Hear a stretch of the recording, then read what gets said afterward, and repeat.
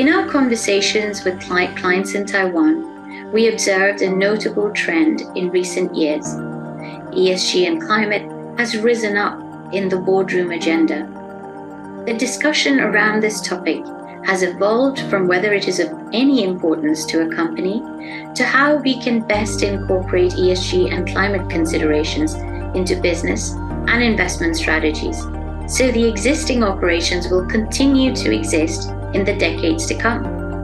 We're glad to see that the investment community is becoming more aware of the need to address climate change. However, the clock is ticking and we might be running out of time.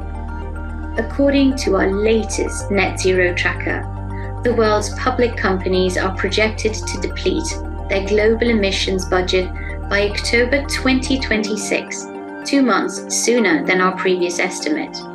For those who may not be aware, MSCI's net zero tracker monitors the total carbon emissions of all companies included in the MSCI All-Country World Investable Market Index, as well as their progress towards a net zero economy.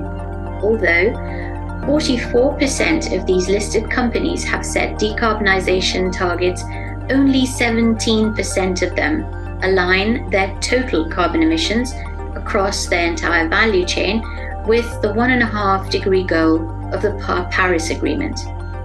For companies in the Asia-Pacific emerging markets, that means their carbon emissions are set to warm the planet by about 3 degrees. Given this backdrop, investors feel the imperative to address transition risks of today or face severe and irreversible physical risks tomorrow.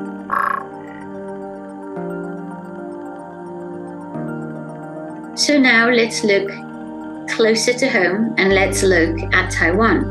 While climate change is a global phenomenon, companies are affected by it not in the same way and not similarly. So we do try and look at companies and geographies and the anomalies that we see within them. The ability to quantify and understand the financial risk brought by climate change, it's absolutely key because it enables the optimization of portfolio performance, of risk management, as well as the fulfillment of regulatory requirements. So if we look at Taiwan's semiconductor industry as an example, Taiwan has been a vital link in the semiconductor supply chain.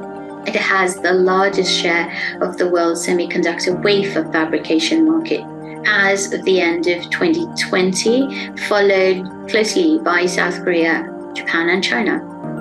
So the core industry in Taiwan, on the one hand, faces enormous opportunities in the global net zero transition journey, as the semiconductor components play a key role in renewable energy, for example, or electrical vehicle production supply chain. But on the other hand, the physical impact of climate change raises a much more critical and perhaps easy to overlook problem that's facing the semiconductor industry, mainly water stress and drought.